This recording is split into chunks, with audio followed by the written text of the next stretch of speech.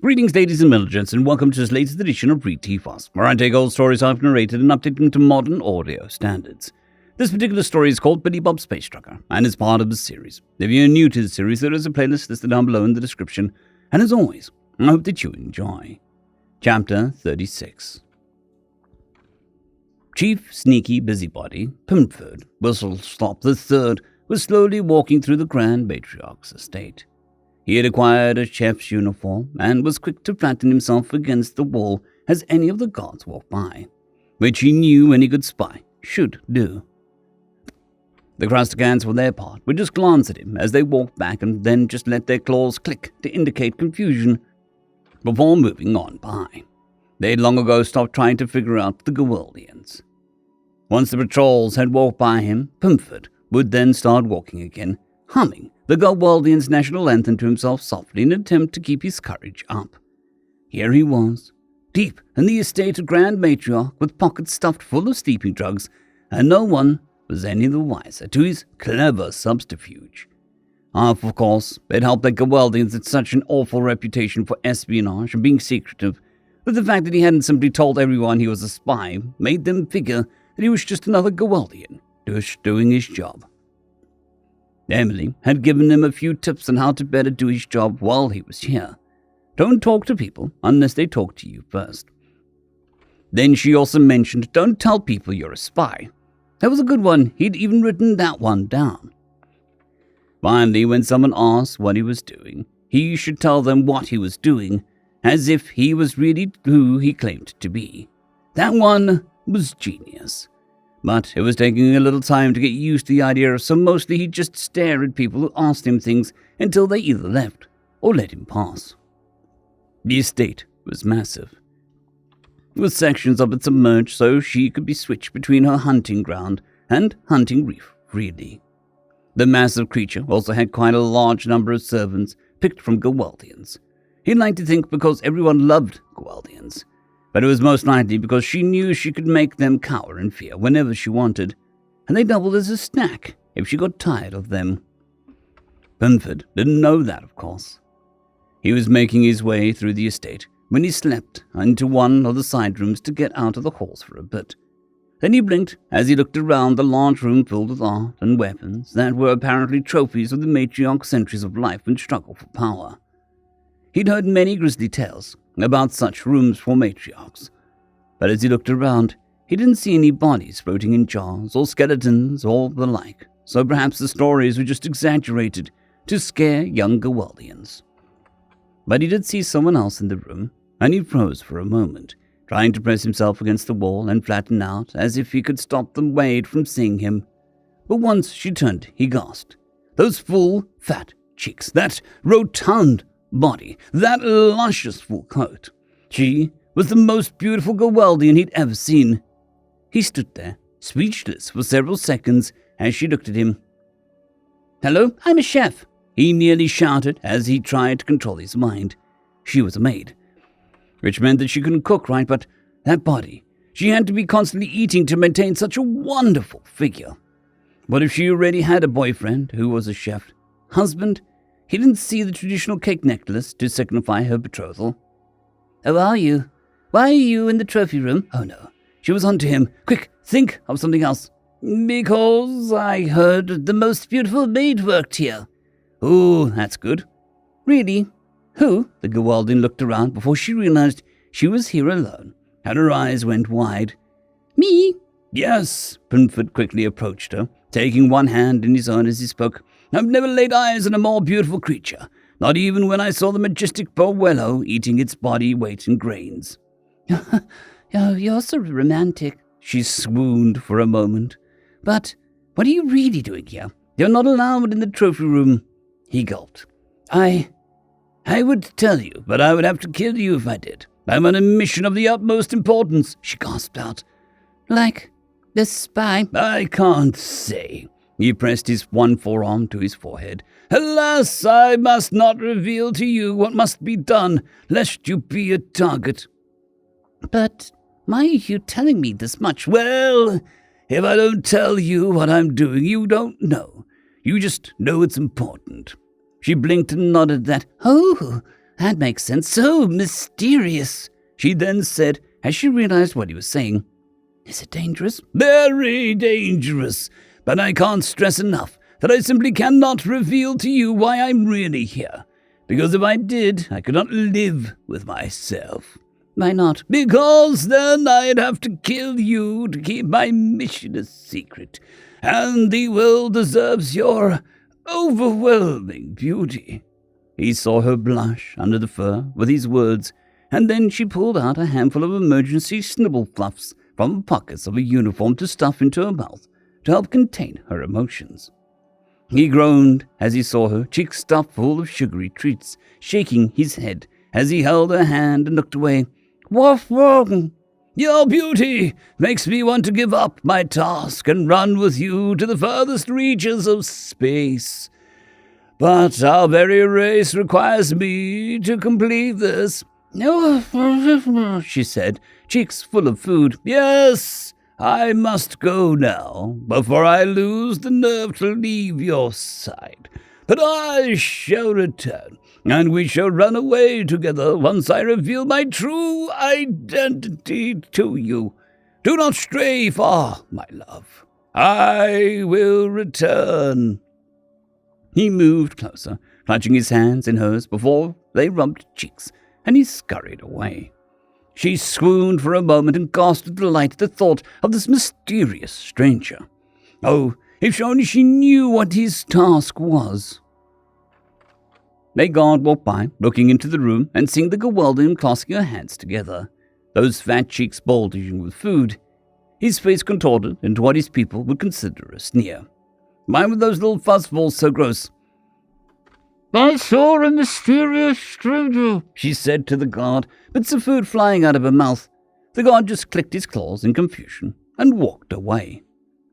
Pimpford was moving quickly now, only uttering, sorry, pardon, excuse me, to the guards he passed, rather than flattening himself to the wall like before. He was feeling very aggressive. When he bumped into a guard, he only begged for forgiveness for a single minute before scurrying away. He wasn't sure what demon possessed him. Soon enough, he was in the Grand Matriarch's feasting room, and he nearly threw up at the sight of all the raw meat that had been laid out for her.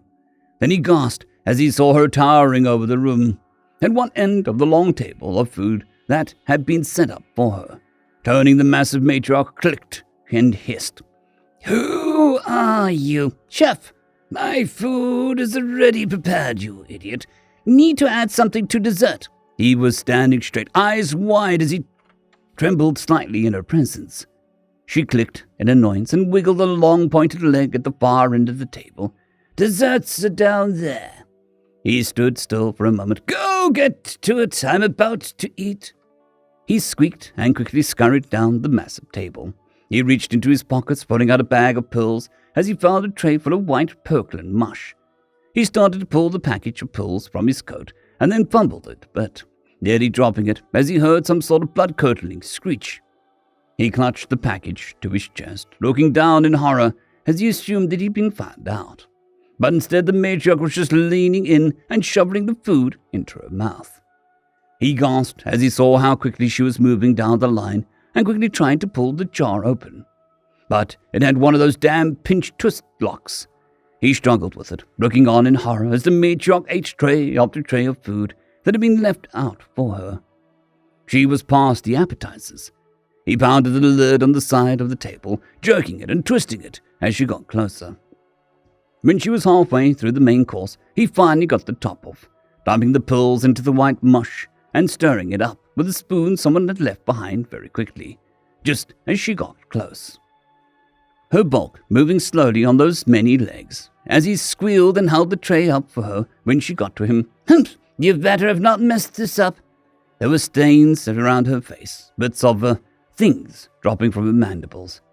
Clutching the tray, she tilted her head back, dumping it all into her mouth at once, letting the mandibles help guide it in. Then she tossed the tray, and he had to scurry away as she advanced a little further to finish consuming the rest of the food. Once it was all gone, he turned his head, shielding it, as she let out a massive belch. She then rumbled and shifted for a moment. That mush was good. Better than it usually is at any rate. What's your name, chef? He was not prepared for this. Primford will stop the 4th. That would throw her off his scent. Daddy relation to Gergon Wethelthorpe the 8th. Yes, sir. He was my great-uncle, I believe. He squeaked out and then reached down, picking him up in her grabber claws instead of cutting claws. But what do I do? Nothing. But I want to see if the family trait was genetic. But what trait? She gave him a squeeze, suddenly, and he squeaked out before she chittered and stomped her legs in amusement, giving him another squeeze to hear him squeak. The chittering intensified. I like you. You are my new head chef. She then shuddered for a moment, and her mandibles stretched out as she indicated tiredness. I'm not feeling great. I think I'll take a nap. Could you let me go? But she was already tucking her legs under her body, partially rolling to her side, as he was clutched in against her rumbling upper body. In her sleep, she lightly squeezed him, and as he squeaked, she rumbled happily. He squirmed and struggled for a moment, but found himself held tightly in place. Grand Matriarch We, a guard had stepped into her room and saw the matriarch slumbering with a girl welding in her claws. She ate everything and decided to take a nap. The guard clicked in annoyance. She's getting more senile every soda cycle. Turning, the guard walked out as Primford squeaked again. Don't worry, I'll tell the other matriarch to fill in for her. Wait, she won't let me go. The door was already closed. Primford looked around for a moment and then sighed.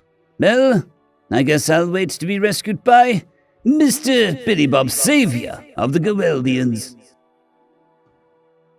Billy Bob and Emily were standing in front of a massive door leading to the summit meeting room as he looked up at it. So why do we lock it again? To keep them trapped in there. Wouldn't it make him curious when the security door's locked? Our agents inside told them that it was a precaution after some rumors. Well, how do we get in? She pointed to a side hall on his left. Through there. We'll unlock the smaller door and slip through. Once you kill the guards still inside, I'll start my speech. Then you go help Amelia. He nodded and shrugged. Sounds like a plan. This is amazingly easy so far. That's when he was slammed into hard from behind with a wave of energy. His shield flickered and failed, and part of the fake fur on his suit caught fire as he was knocked onto his face. Cursing hard as inside the suit his head slammed against the display.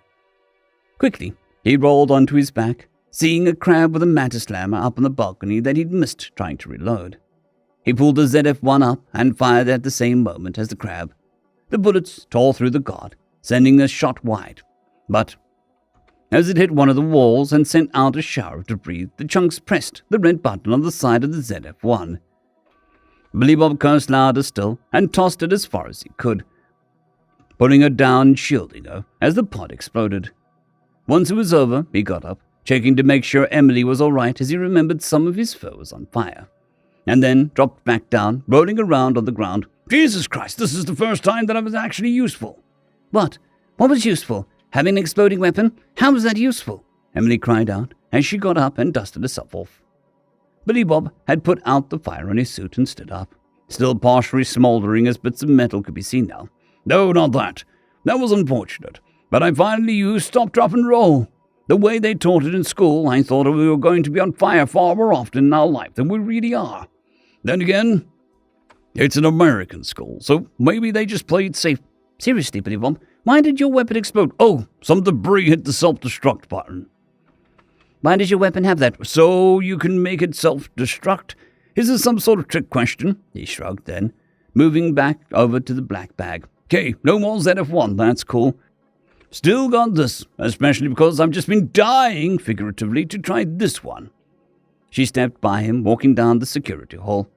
I'll get the door ready. Hold on, wait for me, he said, grabbing the bag and moving to follow her, stepping ahead as he brought out the axe. I haven't cleared this area yet. He glanced at her and clutched the axe in his hands as he stepped forward, but the hallway is empty. Never can be too careful, he muttered as she stepped up to the smaller security door. Okay, keep your axe, Randy. I'm not sure if there are any guards around the entrance here, she said as she opened the control panel next to the door. He nodded and stepped up to the door, ready for any trouble. She stood there to the side, working on the control panel, before it beeped and slid open. There was a crab behind it, turning to see what was going on, but instead found an axe buried in its skull. The crab collapsed and Billy Bob stepped out further, noticing that he was on the bottom row of a set of seats.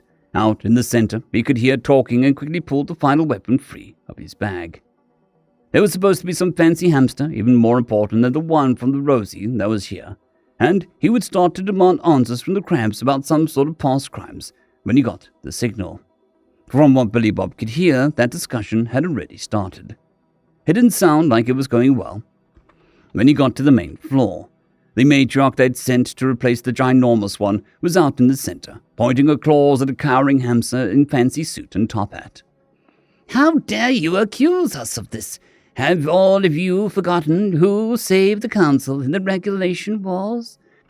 You're all ingrates." She reared back, claws and legs moving to slam down on the hamster that was turning to run, when a massive swoop broke through the gasps of the diplomats, and the matriarch's head disappeared in a mist.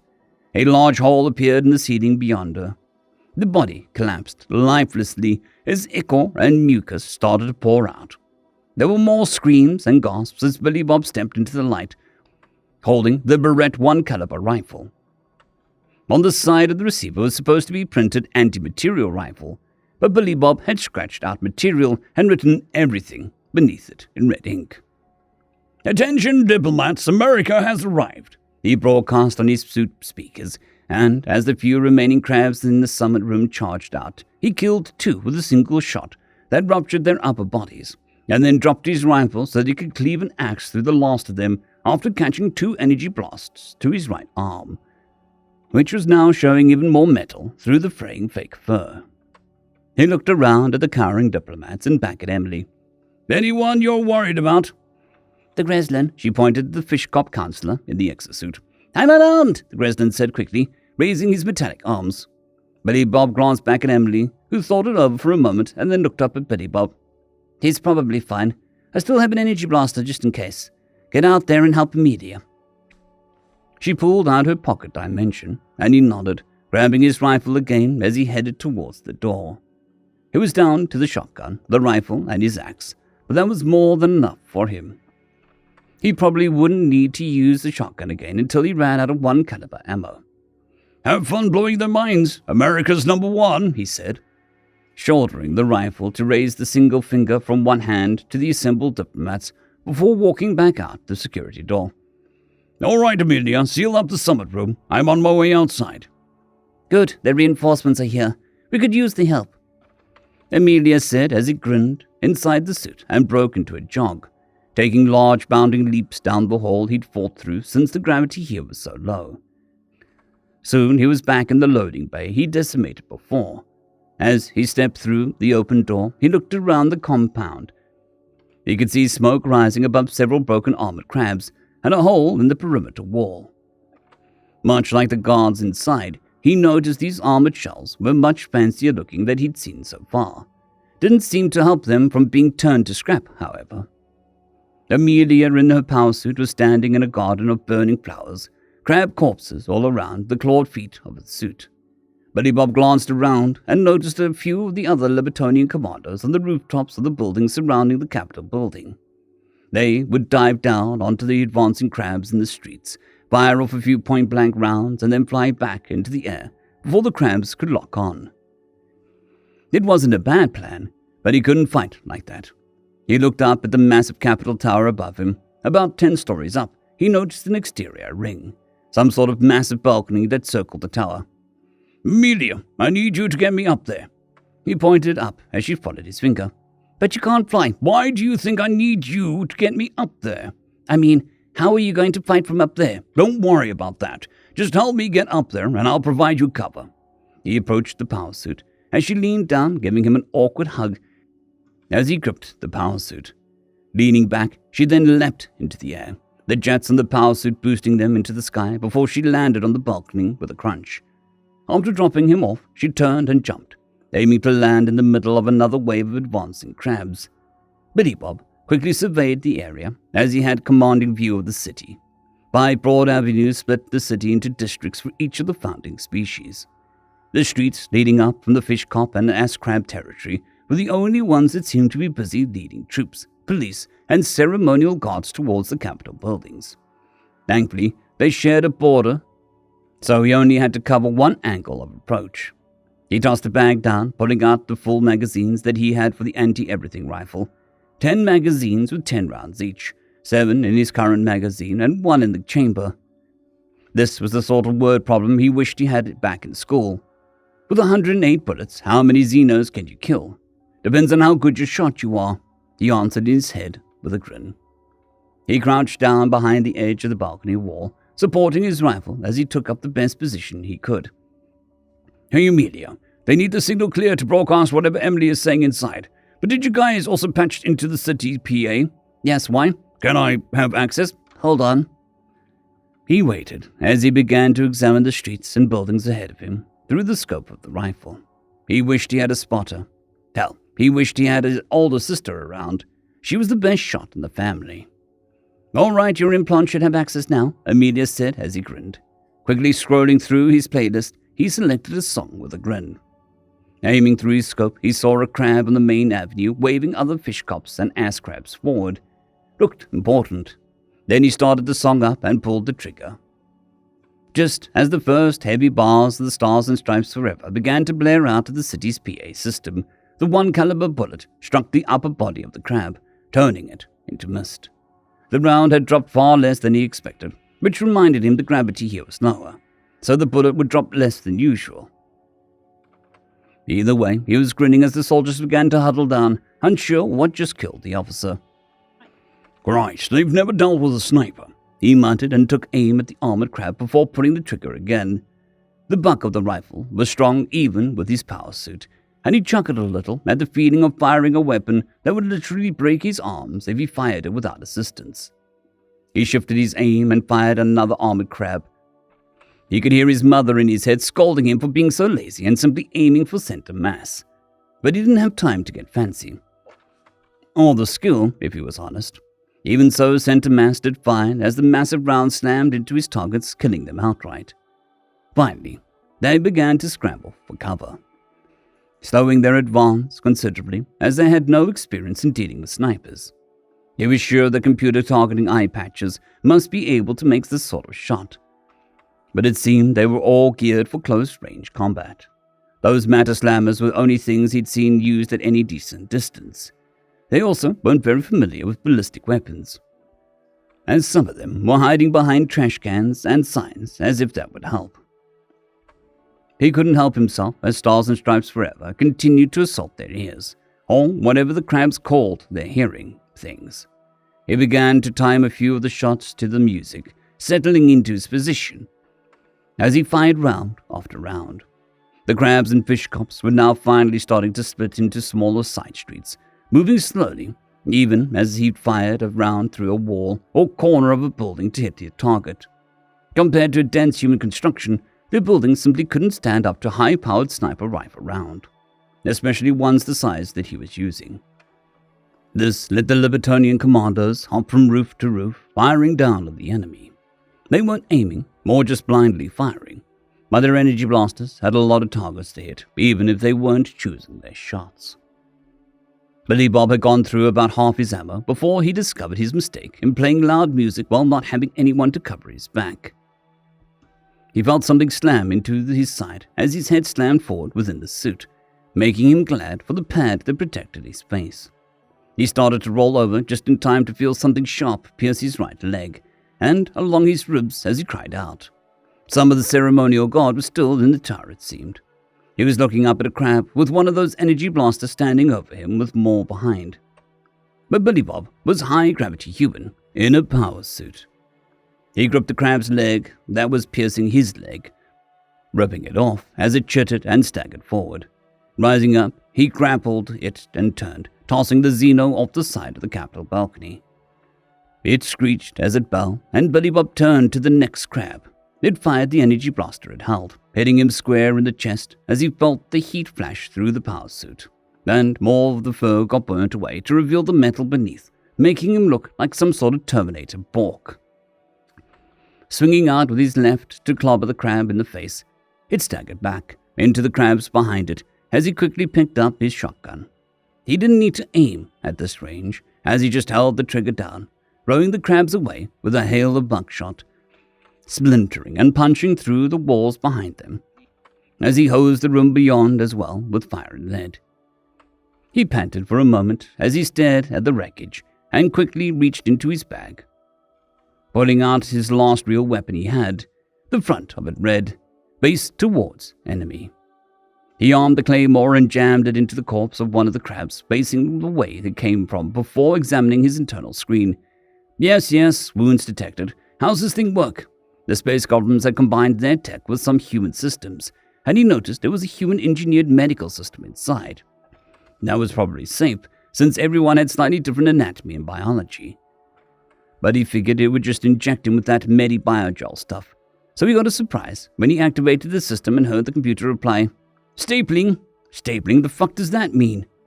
Then he screamed out as he felt metal staples clamp the hole in his leg shut, and the cut along his side. "Motherfucking bastard and his sand! Who designed this crap? My mother?" Then the computerized voice spoke up again, applying morphine and battle stimulant. "Wouldn't those just cancel out?" he asked himself, before he felt something jab his neck. "Mother!" He suddenly felt better. Not just better, he felt fucking fantastic. He shivered for a moment and then quickly crouched back down to grab his rifle. For some reason, he found it even easier to swing between targets, moving on before seeing if a bullet would even hit the target. The music kept playing, but he wasn't paying attention to it that now. Everything seemed far away, just him and the scope. He saw the Libertonians fighting still, slowly getting thinned out by the sheer weight of advancing enemy soldiers. They were the best the Libertonians had to offer, but they were horribly outnumbered, and Billy Bob only had so many bullets. He heard a voice from far away, something about a gunship, and pulled back from his scope, seeing a low-flying vehicle of some kind approaching over the city. Looking back through his scope, he got a bearing on it and saw the fish cop exosuit in the cockpit. For some reason, that was the moment he took to wonder if he should call them fish cops or fish soldiers. But then he pulled the trigger, since he realized it was going to be fish dead. For once, his shot didn't connect, as he saw some sort of shimmering field around the vehicle for a moment. The slow-moving craft began to angle away, but he quickly pulled the trigger 2 more times. The third shot apparently went through as he saw the bullet hole in the glass of the cockpit as smoke blocked out his view of what happened to the pilot. By the way, the ship veered sharply down into the main street, exploding and taking a few squads of soldiers with it. He figured he got the pilot. He saw another one of the flying vehicles in the back quickly turn to steer out of his line of sight. "Pull back, we've lost too many," he heard Amelia say as his hearing began to return. Looking down, he saw her power suit pull back through the gates into the main compound. Only 3 Libertonian commandos left now. "How much longer does Emily need?" he asked. "I don't know, but this is a fight to the end, Billy Bob. Speech or not, do you think they're going to just let us leave if they catch us?" He blinked and crouched back down over his rifle. "Good point." There was another armored crab in his sights as he pulled the trigger. Something had changed, though. They were all starting to rush forwards, crabs and fish people. He still wasn't sure what best to consider the non-cops of the fish cops. He saw a much bigger fish suit and quickly took that down as well, seeing the mech suit leaking water heavily as it collapsed. Shifting his aim, he sighted another walker. This one went down heavily on top of another exosuit. There, he saw a massive crab bitch slip past one of the side streets he didn't have a good angle on. That had to be spurring everyone forward. He fired again, smashing a hole in the wall near the queen crab to try and get a better shot. But then he heard an explosion. Leaning back from his scope, he saw another hole had been opened up in the wall to his left. Swinging his rifle around, he saw an armored crab and a large fish walker step through. He put the walker down first, as he saw the action remain open. Cursing, he reached over to grab another magazine, and then looked down to see he was out. Then he felt a rumble and a small explosion behind him, and turned to see the remains of another crab squad who hadn't realized that they were the enemy and were approaching the front of a claymore. He needed to get down to ground level, but he wasn't done here. Reaching into his bag, he pulled out the last 2 drums for his shotgun, slung that over his shoulder with his axe, and then pulled the last item out of his bag. The American flag that he'd been given with the case. He tied it around the barrel of his rifle, pulling a crab corpse to the edge of the balcony to help prop the rifle up, letting the flag wave over the side. Then he leaned over to stare at the 10-story drop beneath him. Would that kill him in this gravity? He rubbed his chin as he thought it over and heard the rumble of engines. Looking to his side, he saw another gunship had circled around and finally made it to the building. Without thinking, he began to sprint towards that side of the tower, leaping as he reached full speed to sail through the air and crash into the side of the cockpit. Inside, he could see the fish cop freaking out in its exosuit, but Billy Bob didn't give him time to react. Instead, he just punched through the glass and yanked the pilot out, tossing him screaming out to fall to the ground. The vehicle whined as he ripped part of the cockpit off to straddle the remains and grip the stick, angling it down towards the opening that Walker had made. He saw more crabs in exosuits pouring through before they pointed up at him as he drove the gunship down towards them. They turned to run back into the breach, but it was a little too late for that. As the gunship approached the ground, he jumped to the side, trying his best to tuck and roll, but more or less just clumsily flailed and then skidded across the ground as he bounced around inside, cursing and growling in pain. But he still had his axe and shotgun as he stood up. Just in time for the gunship to hit the breach and explode, sending him flying once more as what was left of the fake fur on the suit caught fire. He also gasped in pain as he felt something sharp dig through his lower back. As he rolled onto his side, he looked down to see a length of rebar, or the Xeno equivalent, had impaled him through the back and out the stomach. Groaning out, he dropped the shotgun and gripped the length of rebar. His display warning about the rising heat, since most of him was still on fire. But he had to ignore it as he yanked the rebar out, screaming as he did, and then once more as the suit stapled the wound shut. He could feel the heat around his legs grow even hotter before his skin started to burn, and he finally started to roll around to put the fire out. He felt another jab in his neck and was too tired to curse, but the pain faded and his energy rose once more. Reaching out to grab his shotgun, he struggled to his feet and looked at the main gate. Amelia was standing near a statue as the 2 Libertonian commandos he could see crouched behind it. The armored crabs all seemed to be dead, but the regular ones were pouring through as he saw that fat queen crab. By now, his suit was just exposed metal, and a few holes in it, thanks to all he'd been through, and the 2 spare drums he grabbed were nowhere to be seen after his ride on the gunship. So he charged forward, screaming as he fired what he had left. It was a good thing he didn't have to aim very well for it to be effective, since he could see his vision starting to blur a bit. The crabs turned, crying out as many were cut down, but the queen raised some of her claws to protect her face. Even as the pellets slammed into her body, releasing some of the queen's skunk he always saw. When she lowered her claws, he hurled the empty shotgun at her, striking her in the head as she screeched and staggered back. This gave him the opening to pull his axe free and leap into the air at the queen crab, but she rose, her claws in the fence. He cut one free, only to be knocked to the ground by another. As he hit the ground, he rolled and rose back up, so he could rush forward, swinging the axe to cleave off several of her legs. The crab queen screeched out once more, as her body collapsed to the side that he had a much better opening to chop her head, cutting it clean off. He panted for a moment and looked around, seeing a lack of hostile crabs and fish, but a lot of burning garden and smoke. "Are we in the clear?" he asked, and then heard more chittering from the main gate. Looking forward, he saw 2 of the queen crabs, and one was holding some sort of metal tube. Without thinking, he pulled his arm back and threw the axe at the one, watching her cry out as the incredibly sharp axe head cut through the claw and sank into her chest. But the tube fired, and the massive explosion ruptured the ground in front of Billy Bob. He found himself flying through the air then, before the ground rushed up to meet him, and everything went black. When he slowly opened his eyes, he was aware of being in pain and something beeping at him. His display was cracked, and his right eye wouldn't open. detecting multiple bone fractures and breaks, internal bleeding, excessive blood loss, concussion, mild brain damage, third-degree burns to 10% of the body. Advise immediate medvac. No medvac possible, he grunted out. Advise last stand, inject remaining battle stimulant. Warning, this could lead to long-term health problems. He laughed and then groaned as he pushed himself up a bit, grinding his teeth as he felt his arms scream at him in pain. He could see Amelia's power suit was facing down, near the statue. The last remaining queen crab stabbing one of the Libertonian commanders left alive with her forelegs as the Space Eagle screamed. Last stand, he muttered, and felt the needle jab his neck once more. He felt a bit more energy as he staggered to his feet and activated his speaker.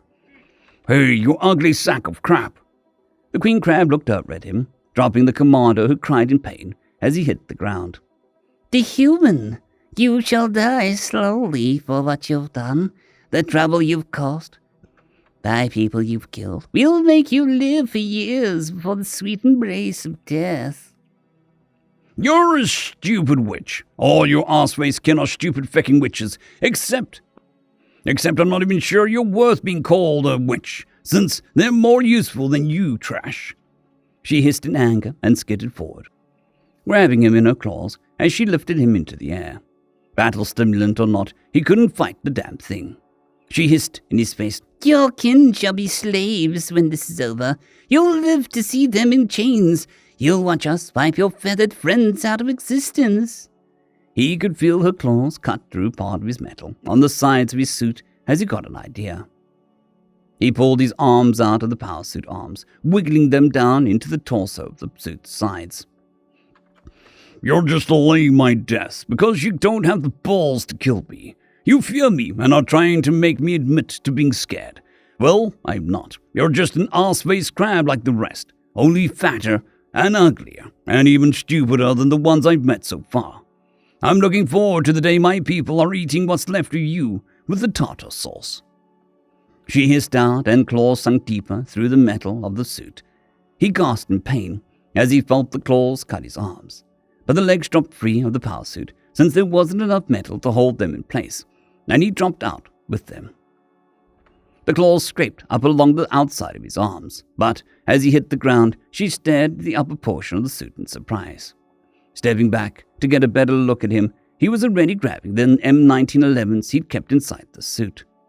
Putting them free, he pointed up, pulling the trigger as quickly as he could, watching her jerk back as 16 .45 caliber rounds slammed into her upper body and head. As he ran out of bullets, she staggered back and then slumped to the side with a heavy thud. He lay on the ground then, feeling more tired than ever. He saw the remaining Libertonian commando crawling towards him. It was Jonas, but he seemed to be missing part of a wing and one of his arms. I have biogel, he croaked out. Use it, man. I'm good, Billy Bob said as he looked up at the sky, keying into his implant communicator. Emily, how's the speech? We did it. The member species are turning on the founders. Have exposed them. There's no way they'll join the war effort now. Well, that's great. Hey, I just want you to know not to read into this whole falling asleep when you thing. I swear it won't happen when it really matters. His eyelids felt heavy. What are you talking about? What falling asleep on me thing? You don't mean like at the museum, do you, Billy Bob? He blinked slowly as the wind began to blow the smoke out of his vision to let him see the sky. Then he saw the red, white, and blue flag fluttering in the wind, hanging from the barrel of his rifle where he'd left it. He rose his hand to his forehead, giving a salute. There's a present for you in a box on the Longhorn. I think you'll like it. I'm sure I will when you give it to me. I'm on my way outside right now. Don't fall asleep. You are a great dance partner, Emily. Billy Bob! Billy Bob! He smiled as he saw the flag waving and closed his eyes. And so ends the saga in the adventures of Billy Bob, Space Trucker. I would like to thank our T5 members and patrons, Casper Arnholtz, Jon Creighton, Whitmore, 050, Dragzoon W.R.E, and Elijah Silvercross. Thank you very much.